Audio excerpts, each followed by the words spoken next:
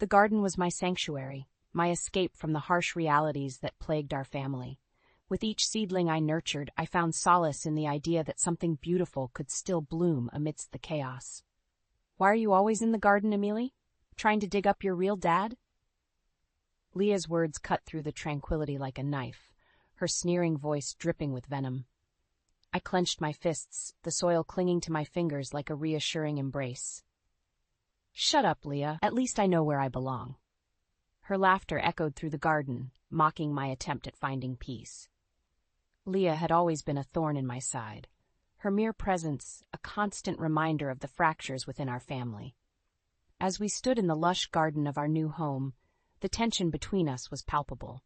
My mother had hoped this move would bring us closer, but Leah's vindictive nature seemed to only worsen with each passing day. I turned my attention back to the delicate seedlings, carefully tending to them as Leah's footsteps faded into the distance. But her malice lingered like a dark cloud looming over my sanctuary. Days later, I discovered the cruel reality of her contempt. My precious plants, once vibrant and full of promise, lay wilted and trampled. Leah's handiwork, no doubt, a twisted act of sabotage against the one thing that brought me joy. When my mother confronted us, Leah's crocodile tears flowed freely, her lies as smooth as silk. And as always, I bore the brunt of the punishment, forced to clean up the mess while Leah basked in her triumph. As I knelt in the garden, replanting the seedlings with trembling hands, a newfound determination took root within me. Leah might think she had won this battle, but the war had just begun. The garden incident was merely the beginning of Leah's relentless campaign to make my life miserable. As we entered high school, our paths diverged even further, with me focusing on academics while Leah gained a reputation for trouble. It was during our junior year that tensions reached a boiling point. Mrs. Wilkins, our strict English teacher, had left a stack of exam papers unattended on her desk. The next day, the entire class was in an uproar. Someone had stolen the exams, and the culprit was nowhere to be found. As I walked down the hallway, whispers and accusing glances followed me like a dark cloud. Leah, ever the opportunist, seized the moment to strike. Well, if it isn't little Miss Perfect," she sneered, her cronies snickering behind her. "Couldn't resist the temptation, could you?" I opened my mouth to protest, but she cut me off with a wave of her hand. "Save it, Amelie. We all know you're the one who took the exams. You've always been a cheater, just like your deadbeat dad." Her words stung like 1,000 needles, and I felt the weight of everyone's eyes upon me. Before I could defend myself, Mrs. Wilkins appeared, her face contorted with fury. "Miss Harper, come with me. We have a lot to discuss." Leah's smug grin burned into my memory as I was dragged away, my protests falling on deaf ears. No matter how much I pleaded my innocence, the evidence was damning. The stolen exams had been found in my locker, no doubt planted there by Leah's scheming hands. The punishment was swift and severe. Suspension, academic probation, and a permanent mark on my record. As I sat alone in the principal's office, the weight of Leah's betrayal crushed me like a ton of bricks. At home, the situation was no better. My mother, always the peacekeeper, tried to remain neutral, but my stepfather's loyalty to Leah was unwavering. "I'm sure it's just a misunderstanding," my mother said, her voice wavering with uncertainty. "Don't be naive, Marie," my stepfather scoffed. "Amelie has always been jealous of Leah's popularity. This was bound to happen eventually." As they argued, Leah lounged on the couch, her eyes gleaming with triumph. She caught my gaze and mouthed the words that would forever haunt me. "Enjoy being a nobody, Amelie. You deserve it." In that moment, a fire ignited within me, a burning desire to prove her wrong, to show her that I was more than just a shadow in her wake. "I'll show you what it means to truly matter," I whispered, my hands balled into fists. Leah's laughter echoed through the room, but I didn't care. From that day forward, I vowed to rise above her petty games and carve my own path, no matter what obstacles she threw my way. Graduation couldn't come soon enough. As I walked across that stage, diploma in hand, I felt a weight lift from my shoulders. I was finally free from the toxic environment that had plagued me for years, free from Leah's constant torment and manipulation. With a sense of determination, I packed my bags and set out for a new city, ready to start a fresh chapter. No more living in the shadows, no more letting Leah dictate my worth. This was my chance to truly bloom. I found a small apartment in the heart of the city, its walls adorned with vibrant murals and the streets lined with lush greenery. It was here that my passion for urban gardening took root, a passion that had been ignited by those precious moments in the garden, away from Leah's poisonous influence. I spent countless hours researching and planning, determined to bring a little bit of nature's beauty to the concrete jungle. My vision? An urban oasis, a sanctuary where people could escape the hustle and bustle and connect with the earth. It wasn't long before my dream began to take shape. With the help of a few like-minded individuals, we transformed an abandoned lot into a verdant paradise, filled with lush vegetation and winding pathways. As the garden flourished, so did I. Each seedling I planted, each flower that bloomed, was a testament to my resilience, a reminder that I could create something beautiful out of even the most barren of landscapes. It was during one of my daily visits to the garden that I met Lucas, a kind-hearted neighbor who shared my passion for green spaces. From the moment we locked eyes, there was an instant connection, a spark that ignited something within me. "This place is incredible," he said, his eyes wide with wonder as he took in the vibrant colors and lush foliage. "You've done an amazing job." I couldn't help but blush at his praise, feeling a warmth spread through my chest that had nothing to do with the summer sun. "It's a work in progress," I replied, trying to play it cool. "But I have big plans for this place." From that day on, Lucas became a constant presence in my life, offering a helping hand and a listening ear whenever I needed it. With his support, my urban garden continued to thrive, drawing attention from community leaders and local organizations. For the first time in my life, I felt truly seen, valued for my hard work and dedication, rather than judged by the shadows of my past. As I stood amidst the lush greenery, I couldn't help but feel a sense of pride and accomplishment. This was my fresh start, my chance to bloom and grow without the weight of Leah's toxic presence holding me back. Little did I know, the shadows of my past were about to come crashing back into my life, threatening to uproot everything I had worked so hard to build. The urban garden was thriving, a true oasis in the heart of the city. With each passing day, more and more people flocked to our little slice of nature, eager to escape the concrete jungle and bask in the beauty of the lush greenery. It was during one of our community events that I first noticed the well-dressed figures mingling among the crowd, their eyes appraising the garden with a mixture of admiration and calculation. Little did I know, these were the first signs of trouble brewing on the horizon. As the garden's popularity grew, so did the attention from powerful community figures and local developers. It seemed everyone wanted a piece of our little paradise, each with their own agenda and ulterior motives. It was during this time that Leah resurfaced, like a shadow from my past come to haunt me once again. "Emily, is that really you?" Her voice was sickly sweet, dripping with false sincerity. I turned, and there she was, looking almost unrecognizable with her perfectly coiffed hair and designer outfit. But those eyes, those cold, calculating eyes, were unmistakable. "Leah," I said, my voice guarded, "what are you doing here?" "Can't a sister come and support her family?" she replied, her lips curling into a saccharine smile.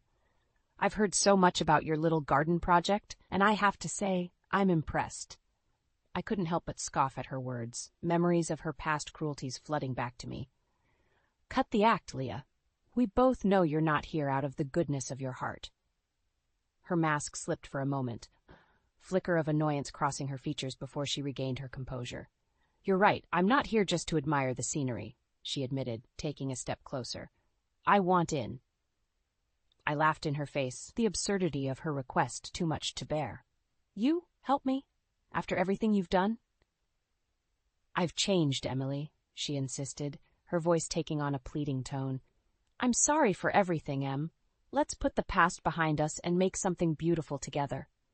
Against my better judgment, a part of me wanted to believe her. Perhaps she had truly turned over a new leaf, leaving her toxic ways behind. Or perhaps this was just another one of her twisted games, a new way to worm her way into my life and tear me down from the inside.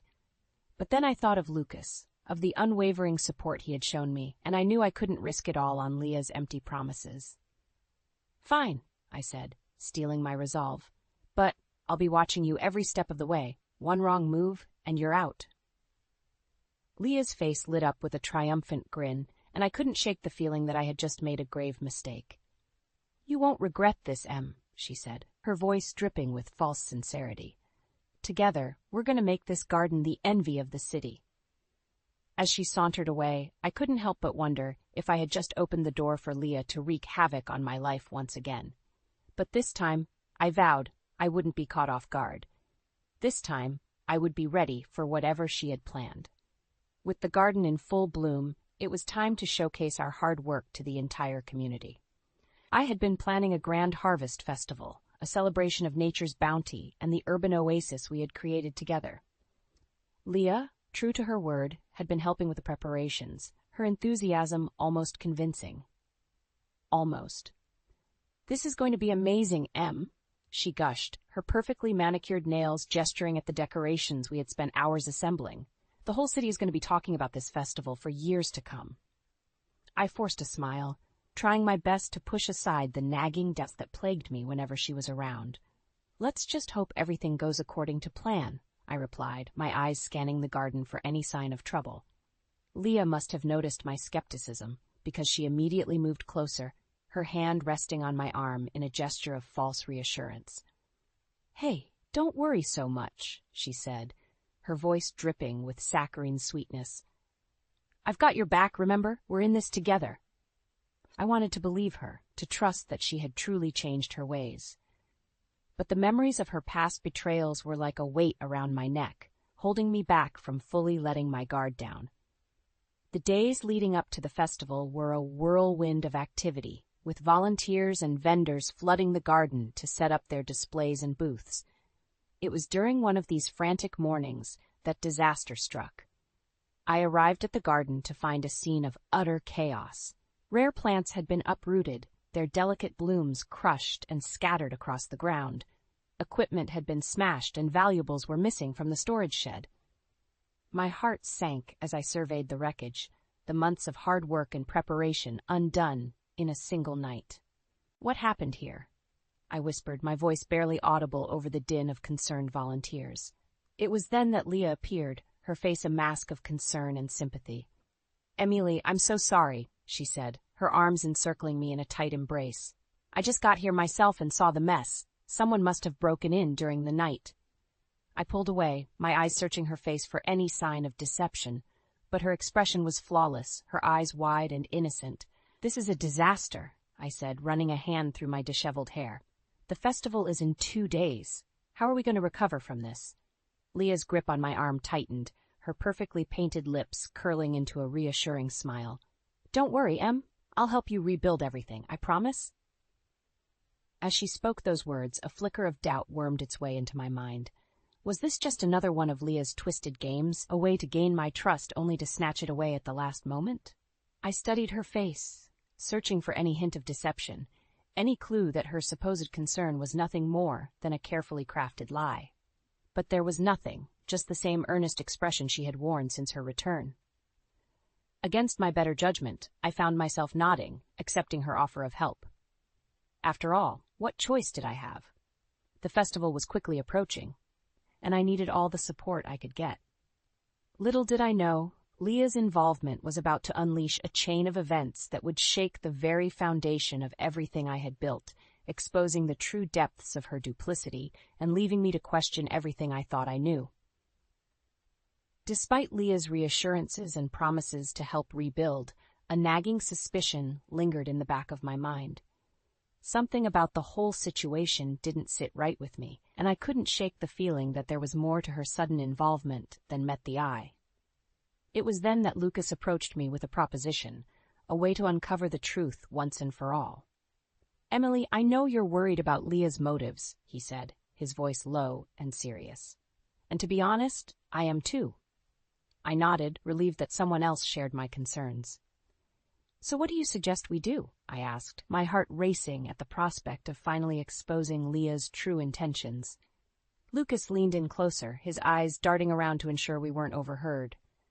We plan a few hidden cameras and recording devices around the garden, he whispered. That way, we can keep an eye on her every move and catch her in the act if she's up to something. The idea made me uneasy at first. spying on my own sister felt wrong, like a betrayal of the fragile trust we had begun to rebuild. But then I remembered all the times she had betrayed me, all the pain and anguish she had caused, and my resolve hardened. "Let's do it," I said, my voice firm and unwavering. Over the next few days, Lucas and I discreetly set up hidden cameras and microphones throughout the garden, tucking them away in strategic locations where they would be sure to capture Leah's every move. At first, there was nothing out of the ordinary, just Leah diligently working alongside the volunteers, her face a mask of dedication and hard work. But then, one fateful night, the cameras caught something that shattered my world. It was well after dark, and the garden was deserted, save for a solitary figure, moving through the shadows. As the grainy footage played out, my heart sank. It was Leah, and she wasn't alone. The camera zoomed in, capturing her hushed conversation with a sharply dressed woman I didn't recognize. "Everything is going according to plan," Leah said, her voice a low hiss. "Emily suspects nothing." The woman nodded, her perfectly coiffed hair glinting in the moonlight. "Excellent," she replied, her tone all business. "Once the garden is out of the way, we can proceed with the mall development project as planned." My blood ran cold as the pieces fell into place. Leah had been working with this woman, a developer, no doubt, to sabotage the garden and clear the way for commercial development. "It's just business," Leah said with a shrug. "She'll never see it coming." Rage and betrayal coursed through my veins as I watched the footage, the true depths of Leah's duplicity finally laid bare. All this time, she had been playing me for a fool, worming her way into my life only to tear it all down for her own gain. As the two women parted ways, their sinister laughter echoing through the empty garden, I made a vow. Leah would pay for her betrayal, and this time, there would be no more second chances. The next morning, I called an emergency community board meeting, my hands trembling with fury as I gathered the evidence. Leah's lies and manipulation would be exposed for all to see, and she would finally face the consequences of her actions. As the board members filed in, their faces etched with concern, I took a deep breath and steeled my resolve. It was time to bring Leah's reign of terror to an end, once and for all. With the damning footage in hand, Lucas and I devised a plan to finally expose Leah's treachery once and for all. We knew she wouldn't go down without a fight, so we had to be strategic, carefully laying the groundwork to ensure her lies unraveled before the entire community. The first step was to secure the critical public vote that would determine the future of the urban garden. Leah, ever the manipulator, had been working tirelessly to sway the community in her favor, spreading rumors and half-truths about my supposed mismanagement of the project. "Emily is in over her head," she would whisper to anyone who would listen. "This garden is a sinking ship, and it's time to cut our losses before it drags the entire neighborhood down with it." Her words were like poison, seeping into the minds of those who had once been our staunchest supporters. I could feel the tide turning, the community's faith in me and the garden wavering with each passing day. But Lucas and I had a trump card: the truth. We just needed to find the right moment to play it.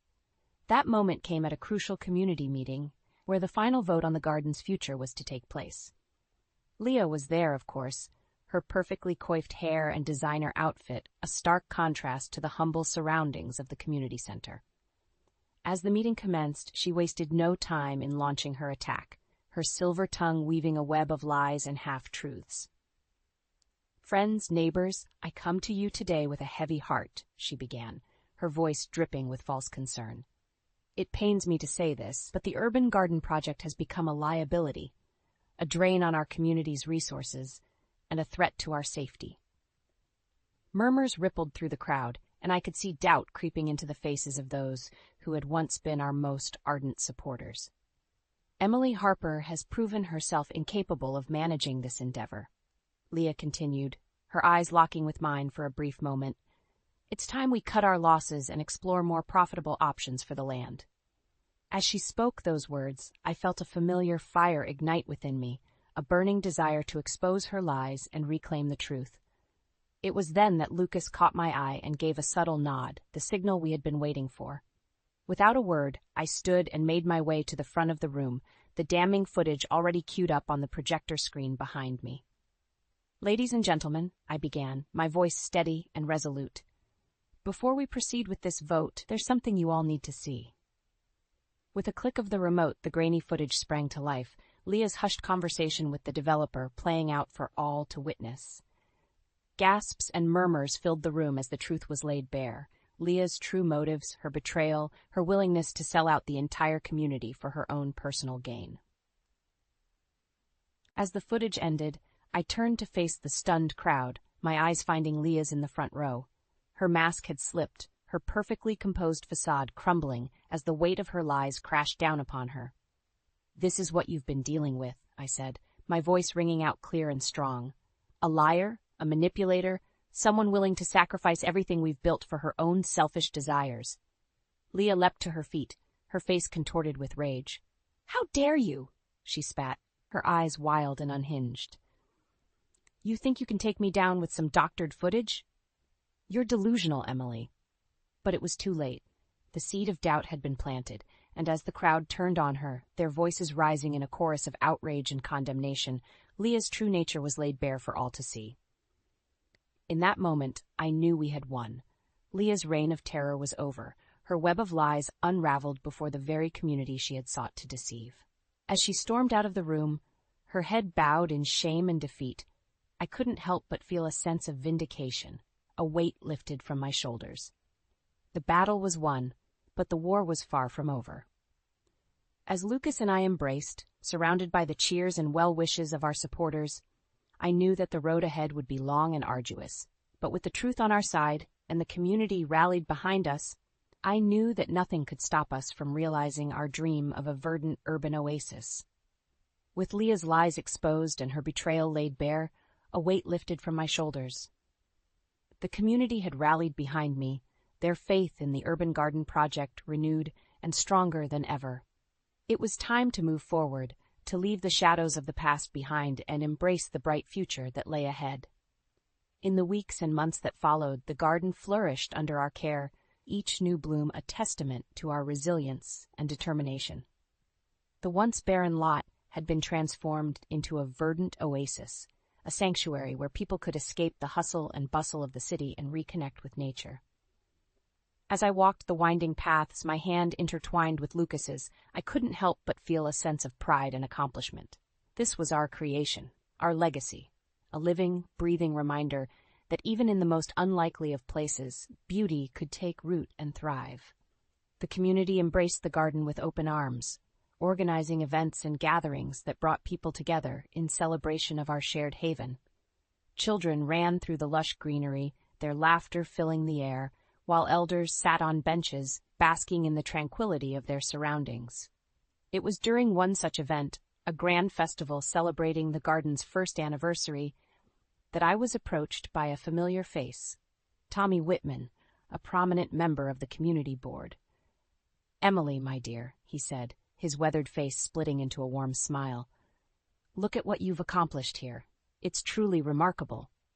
I felt a blush creep into my cheeks at his praise, still unaccustomed to the outpouring of support and admiration that had become a regular occurrence. "It's been a long road," I admitted, my gaze sweeping over the vibrant blooms and lush foliage. "But every step was worth it to create something like this." Tommy nodded, his eyes twinkling with pride. "You know, when you first pitched this idea, I'll admit, I had my doubts," he confessed. "But you've proven time and time again that your vision and dedication are second to none." He reached out, clasping my hand in his own calloused grip. "The community owes you a debt of gratitude, Emily. You've given us something truly special, a sanctuary in the heart of the city." As he spoke those words, I felt a swell of emotion rise within me, a mix of gratitude and relief that my hard work had finally been recognized and appreciated. The festivities continued long into the night, a celebration of not just the garden's success, but of the resilience and perseverance that had brought us to this moment. As I mingled among the crowd, exchanging hugs and well wishes, I couldn't help but feel a sense of closure, a weight lifted from my shoulders. It was then that Lucas approached me, his eyes shining with pride and admiration. "You did it, Amelie," he said, pulling me into a tight embrace. "You made your dream a reality." I nodded, my gaze drifting to a small corner of the garden where a single sapling stood tall and proud, its delicate leaves unfurling in the gentle breeze. "Not quite," I said, a warm smile spreading across my face. "There's one more thing left to do." With Lucas by my side, I made my way to the sapling, a remnant of my childhood garden that had survived the trials and tribulations of my past. As I knelt before it, my fingers caressing the tender bark, I felt a sense of peace wash over me, a closure that had been years in the making. "Ready to start planting again, Lucas?" I asked, my voice barely above a whisper. He squeezed my hand, his warmth and support enveloping me like a comforting embrace. "With you, Emily, we can make anything grow." And in that moment, as I placed the sapling in the rich soil of our urban oasis, I knew that the shadows of my past had finally been banished, replaced by the promise of a future as vibrant and full of life as the garden that surrounded us.